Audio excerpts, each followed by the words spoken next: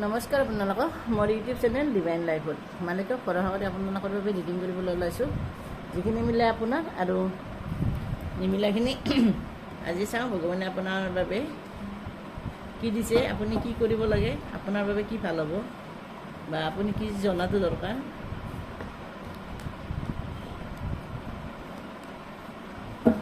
যিখিনি মিলে আপোনাৰ নিমিলাখিনি আনৰ বাবে আৰু ইয়াত যি ৰাশি আহে মই আপোনাক কৈ দিম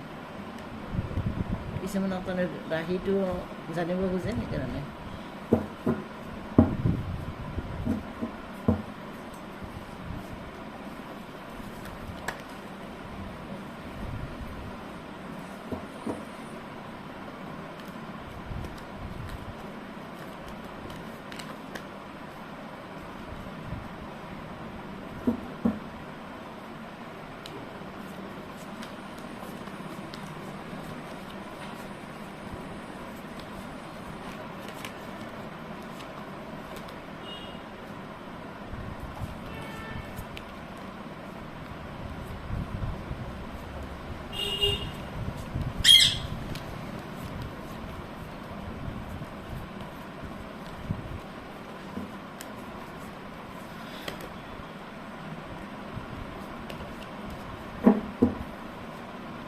কাৰণ এই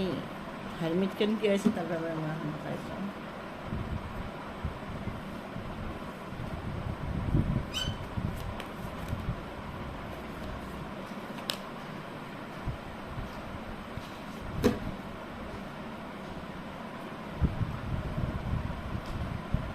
আজি কাৰ্ড আছে আপোনাৰ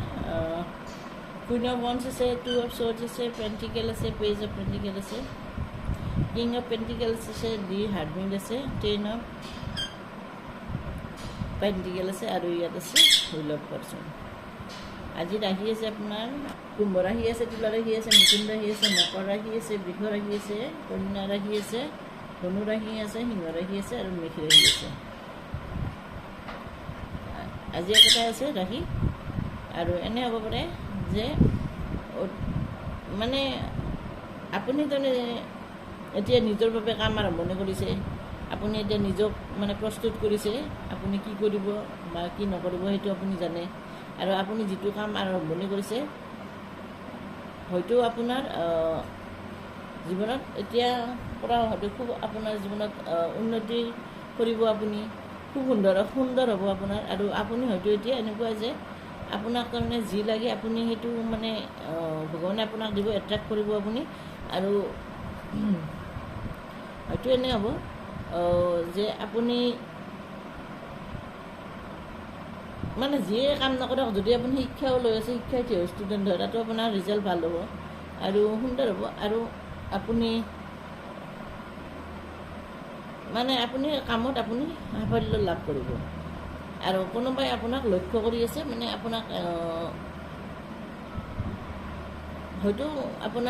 আপুনি যদি কাৰোবাক ভাল পায় হয়তো তেওঁ আপোনাক মানে তেওঁ যদি আপোনাৰ এক্স আছিল কোনোবাই যদি আপোনাৰ এক্স আছিল আপুনি কাৰোবাক ভাল পাইছিল তেনেহ'লে লগত হয়তো সেই মানুহজনৰ লগত আপোনাৰ কোনো কণ্টেক্ট নাই হয়তো আপুনি তেওঁক ব্লক কৰি থৈছে বা তেওঁ আপোনাক ব্লক কৰিছে তেওঁ কিজানি আপোনাক ব্লক কৰা নাই আপুনি কিজানি তেওঁক ব্লক কৰি থৈছে আৰু এনে হ'ব পাৰে আৰু তেওঁ কিজানি আপোনাক মানে অইন ফেক একাউণ্ট দি আপোনাক লক্ষ্য ৰাখে আপোনাৰ ওপৰত চকু ৰাখে অনলাইন আৰু বা আপুনি যদি ঘৰৰ কাষৰো হয় তাতো আপোনাক ওপৰত সম্পূৰ্ণ চকু তেওঁৰ আছে আৰু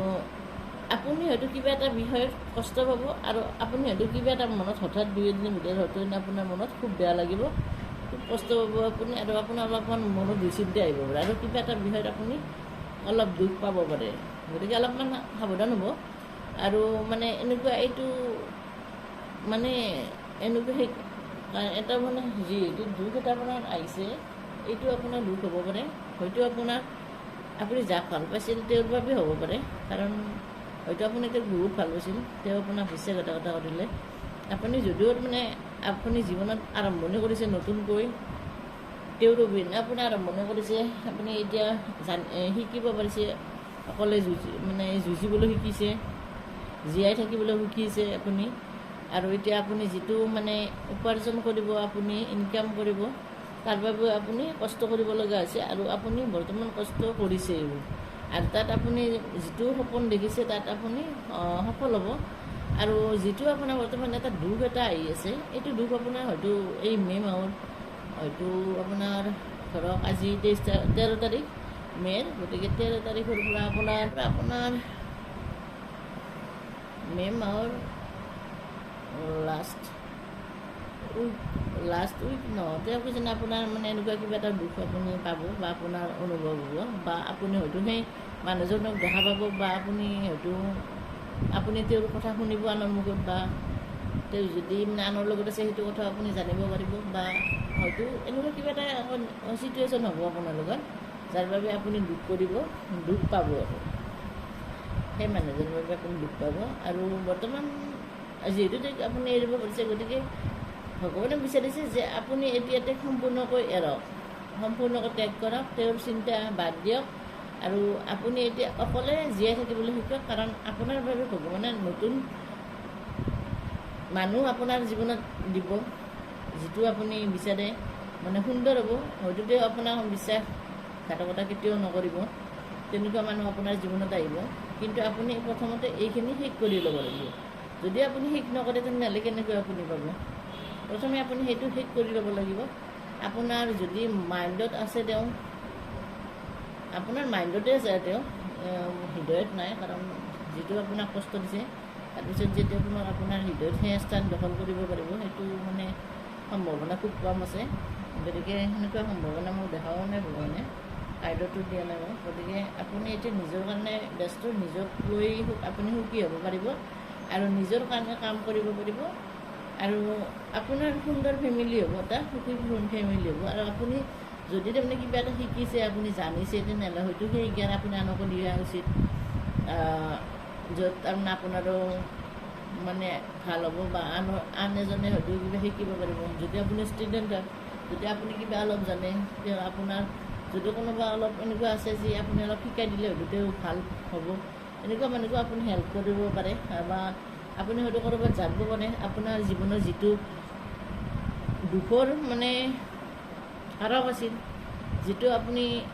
বহুত সময় আপুনি ৰৈ আছিল এই হয়তো আপোনাৰ এই মানুহজনৰ বাবে আপুনি জীৱনৰ কিছু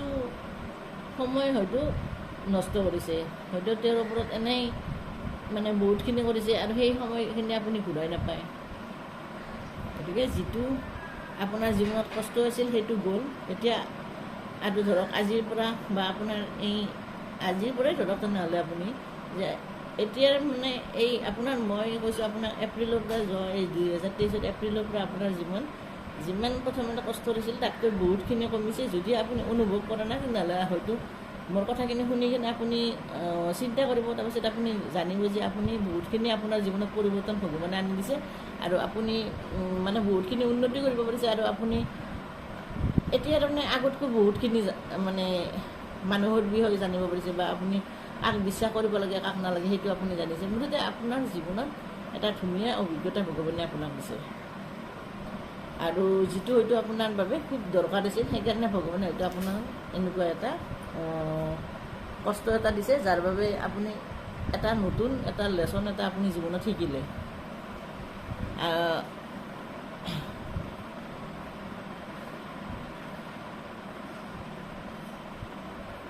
আৰু আপুনি এতিয়া নিজৰ বাবে কাম আৰম্ভণি কৰক আপুনি যদি ক'ৰবাত ফুৰিব যাব খুজিছে ফুৰিব যাওক আৰু যদি কিবা এটা কাম কৰিব খুজিছে কৰিব পাৰিব সুন্দৰ হ'ব আপোনাৰ আৰু